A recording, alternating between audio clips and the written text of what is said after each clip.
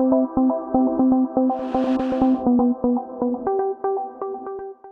hello, everybody. I'm Joseph Cazier, the Executive Director of the Center for Analytics Research and Education.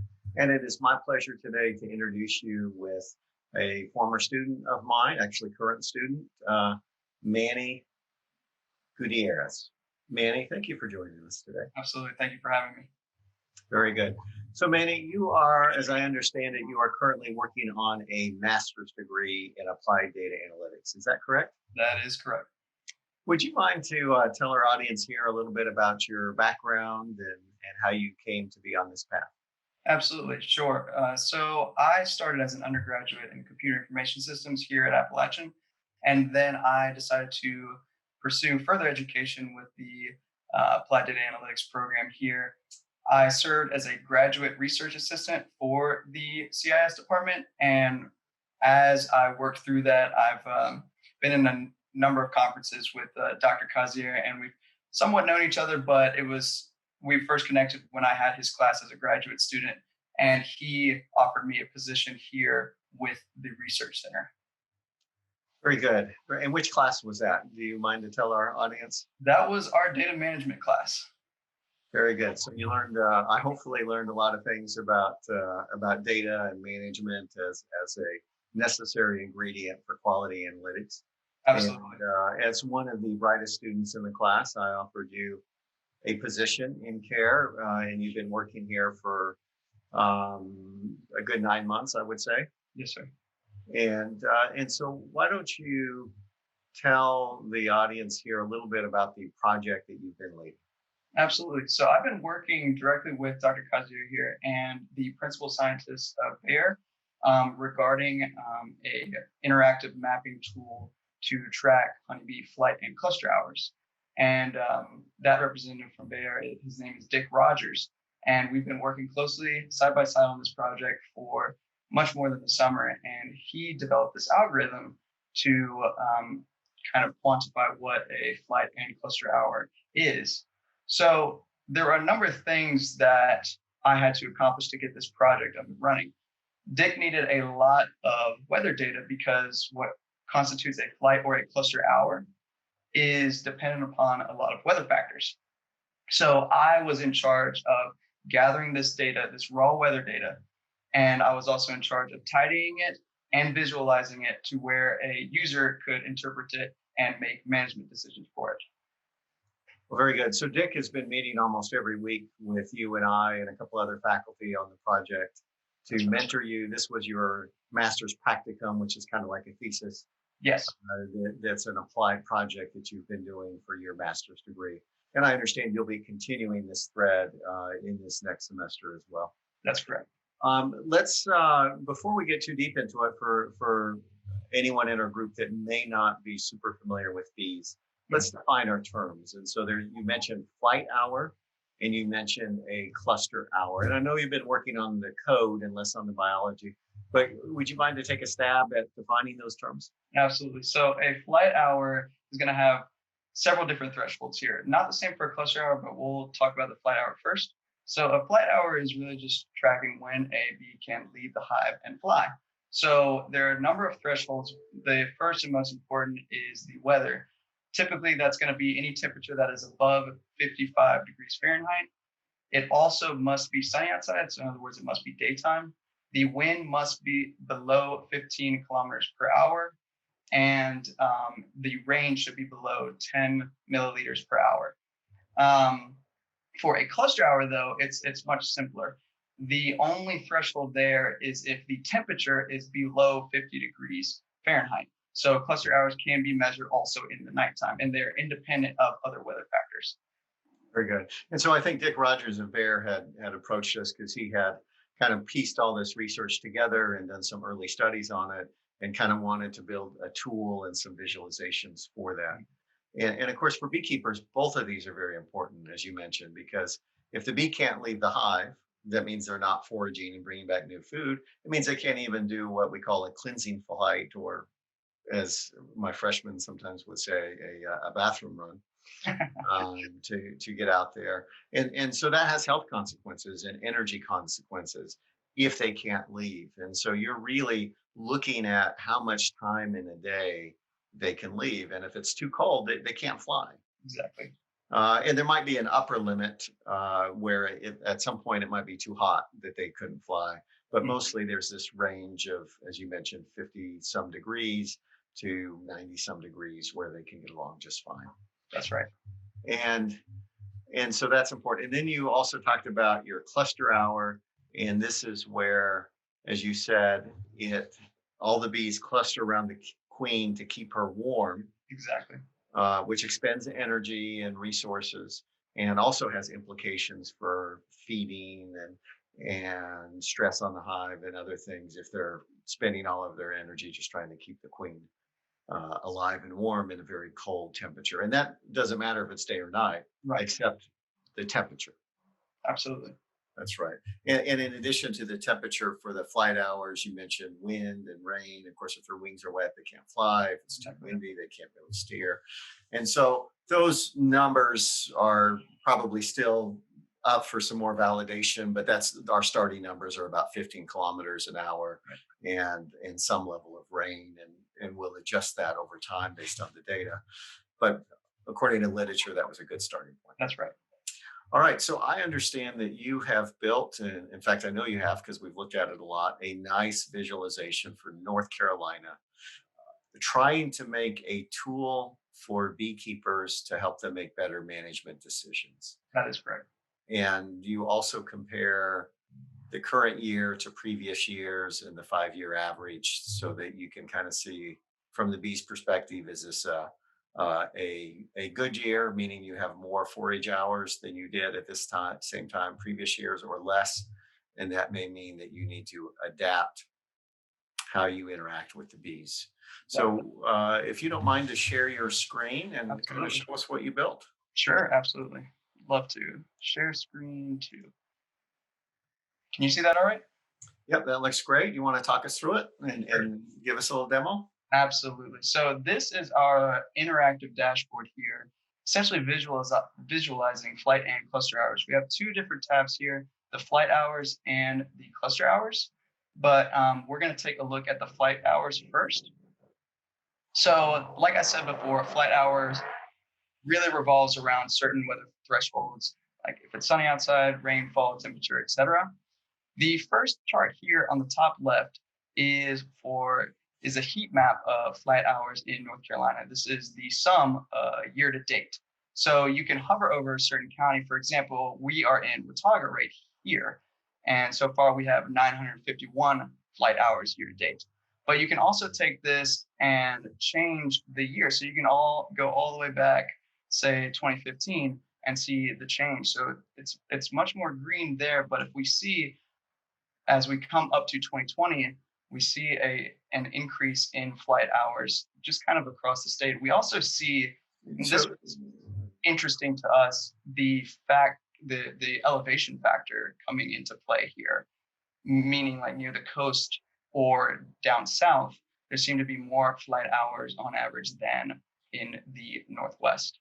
very good. So the more auburn the color, the more flight hours they've had. And so Exactly. just in our state of North Carolina, which has a beach and then they have mountain ranges, you can see that we go from a difference of 950 or so hours year to date. And right now we're in middle of August, Yes, up to almost 1,500 hours that's right.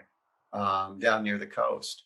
And Mhm. so I imagine if I'm a beekeeper down near the coast, I would be doing things on a different schedule than I would if I'm up in the mountains, and being able to kind of measure that and take into account your local environmental factors can be That's right. quite interesting. Absolutely. And, Um, and and you've tied this for a given location, right? So you can click on any county in North That's Carolina. right. So right now, okay, so let me specify that actually. So the heat map here, you can hover over any of the counties and get a count for year to date. But these other charts right here, you can actually interact with over here. So right here, I've had listed for Forsyth, which is where my parents live. But if I change this to Watauga, which is the one that we just took a look at, each one of these updates. Very good. Well, why don't you talk us through the other graphs? Sure, absolutely. So Here we have our weekly flight hours running total. So this is the sum of flight hours over the course of a given year. Now, the current year, or the most current year always will be in yellow. So this is 2020 here. So we could see in week 31, we had 949 accumulated. Or in 2020, about the same week in 31, we had 1,113. So it'd be interesting to see future weeks come down the line. But we also have a black line here, and that is taking the 5-year average for those weeks at that time. So we can also see just kind of how far the current year or the previous year really differs from the last 5 years. And so, Manny, am I correct that the idea behind this graph is you wanted beekeepers to know, are the bees kind of activating sooner because they have good forage weather, or later? And if you take that 5-year average, which does not include the current year, exactly, you can compare and see that this current year in Watauga County, we're a little behind what we are for the 5-year average leading up to it. But last year we were a little early. That's the green line. That's right. And so they were a little ahead. And so if I'm managing, I might be a week or two difference in when I need to do certain actions. And I shouldn't only look at the calendar. I should look at the environmental conditions that are affecting the hive. Exactly. It's all for reference for the beekeepers, and it is significant to note how we are behind this year, and it does come into play with the actions that they're going to have to pursue. Very good. And why don't we move on to the next graph? Sure.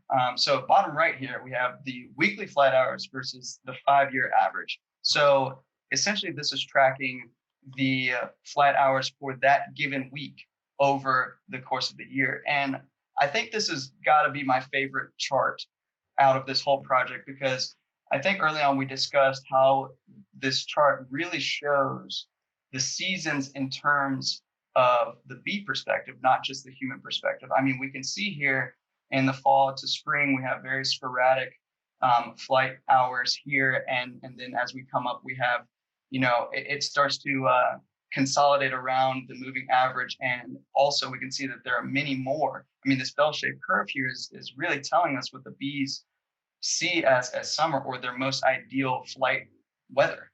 And then as we come down here in the fall, it drops down again, fall and winter here.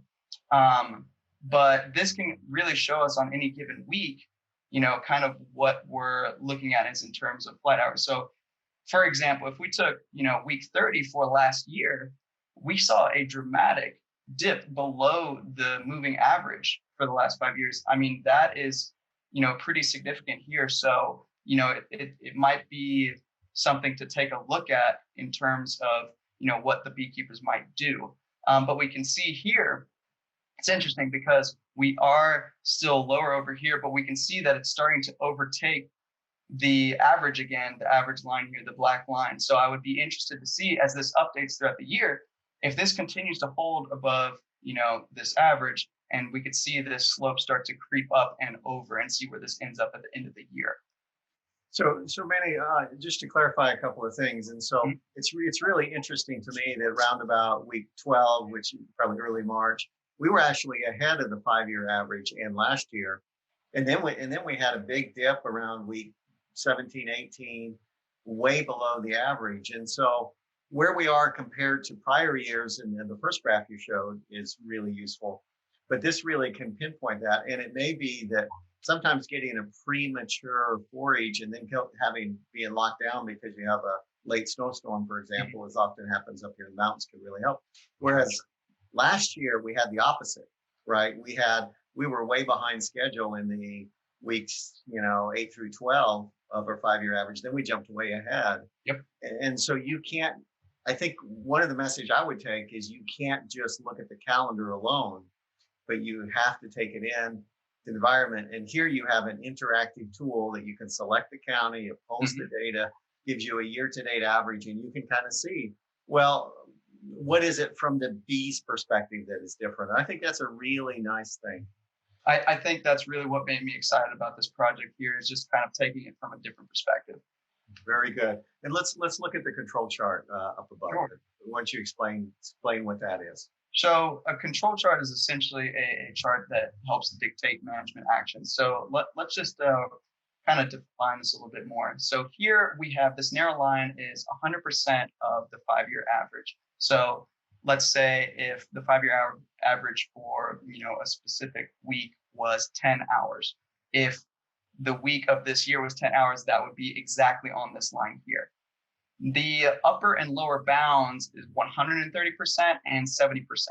Now, we're taking a look at this, and when we dip above or below these thresholds, that would essentially notify a beekeeper, hey, we either received a significantly lower or higher amount of flight hours for this week as compared to the 5-year average. You might want to do X or Y management action to adjust for this, I guess you could say. And it's really interesting to see here. And remember, this is on a percentage change. This isn't numerical. This is a percentage change. So all of these spikes here, it might look very scary, but remember down here, it is just a percentage change. If we're showing 3 hours on the average and the first week shows 6, I mean, that's a significant percentage change. So we do have to look at this holistically, and that's kind of what this tool helps do, is to look at the whole picture.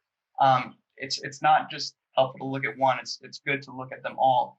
But my favorite thing about this is we have the seasons marked here, and we can see how in the early or the late winter and spring, we can see how dramatic the changes are. That is, as we warm up and get into summer, we can see how they consolidate around that level, just kind of how we see around here. And the same as it starts to cool off, we see a little bit more of a change. So I would like to see at the end of this year how 2020 turned out as compared to 2019 and the 5-year average.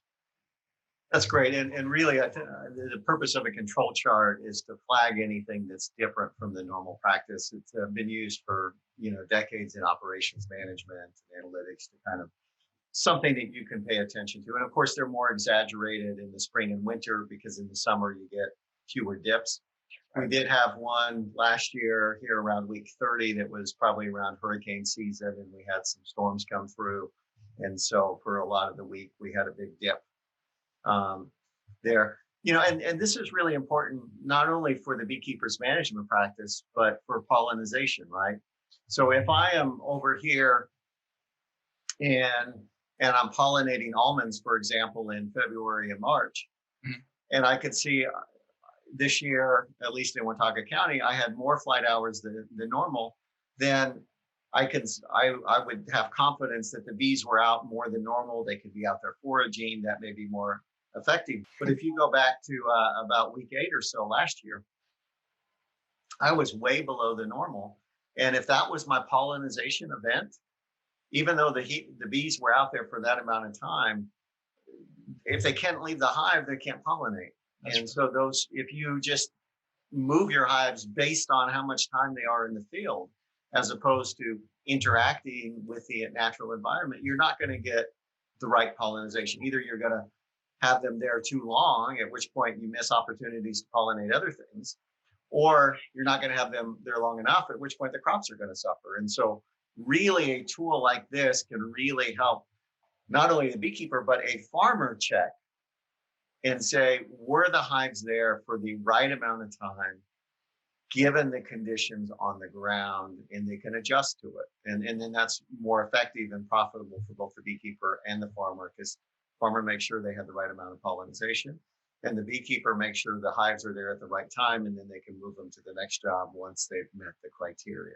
And so certainly more validation and other work to be done, but this seems like such a nice tool, Manny, and I'm really glad that you've taken the time to work on this under both my supervision and Dick Rogers at Hassler and Awatasan. Yes, that we had a chance to work on this. Would you shift over and show us a little bit about the cluster hours? Just briefly, because I know a lot of them are the same, but let's go ahead and take a look anyway. Absolutely. Let's take a look. So the overarching layout is the same for our cluster hours dashboard. We're just measuring something different. So we can see that In this case, the lighter blue is going to signify fewer cluster hours, whereas the darker blue is going to signify more cluster hours. So we can see where, we saw more flight hours in essentially warmer climates, down here to the south and over here on the east by the coast. We're going to have fewer cluster hours because it's naturally warmer over the course of the year. Whereas over here in Watauga County, we have our 2,219 cluster hours year to date. The same functionality as, you can zoom in or you can hover over your county or you can change the year to take a look at previous years. Same situation here with the weekly cluster hours running total. So we can see here that our cluster hours in Forsyth County are lower this year starting out. In addition to the weekly cluster hours versus the 5-year average, we can see how, and this is exactly, as interesting as before, we can see how, there are many more cluster hours in the winter and they start to dip in the spring and they're pretty much non-existent in the summer, pick up, fall and leading into winter again. So it's really interesting to see the inverted bell curve there as compared to flight hours. Once again, we do have a control chart up here. So it's really just interesting to take a look at how there's more consolidation here around the average, and there's more sporadic movements in, the summer months because there are fewer cluster hours overall. And then it starts to consolidate again as it cools down. So it's almost like a mirror image of the flight hours. But it's, it's also important to note that just because we have fewer cluster hours doesn't necessarily mean that we're going to have more flight hours, because flight hours, remember, they are dependent upon other various weather thresholds. And it's actually brought, a few interesting research questions to our attention. What is the impact of weather or temperature in general versus, what is the impact of climate change and how it creates dramatic weather changes in regards to wind and rain and other things like that might actually reduce flight hours. Yep, very good. And I know that you flip back to your home county of Forsyth for this, which is nice. And it's interesting that over here on the weekly cluster hours running total, even though we were behind on flight hours in general, at least in Watauga County, you're behind on cluster hours in Forsyth County. And those have, at the same time, and those have different consequences for your hive management. So really you need both, because you need to know how stressed out the hive is from all those extra cluster hours, but you also need to track both. And so really, I think the beginnings of a very nice tool. What would you like to see happen next with some of this research?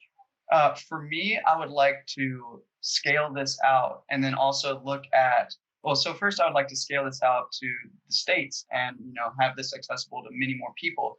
And then I would also like to take a look at, many more years of weather data and just use this as kind of a climate change tracking software and just really be able to see over the course of time how much climate change has impacted bees in general.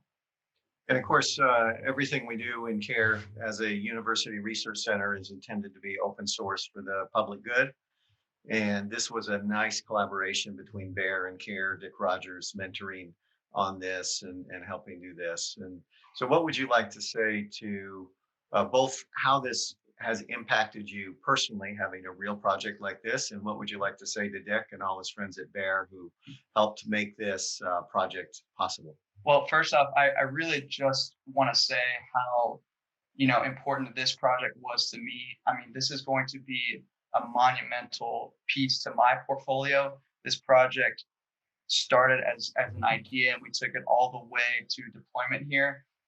We're going to have this open and accessible to many people. And I think that's what here we're about, is to help people and make this open source and, add to the body of research that's already out there. But there's no way that I could have ever touched this project if it weren't for the help from Dick and Bayer. I really just could not have done this. So I really would like to thank Bayer for the opportunity to work in collaboration with Dick in this project alongside CARE. I think it's just a monumental piece that I'm going to be able to carry and showcase for the rest of my life. That's great. And you really come to this with a lot of deep coding skills with your information systems background. And then Dick comes and brings with him that deep knowledge, domain Yes. knowledge that's so necessary to pick the right problem. And putting those two together allow things like this to be built.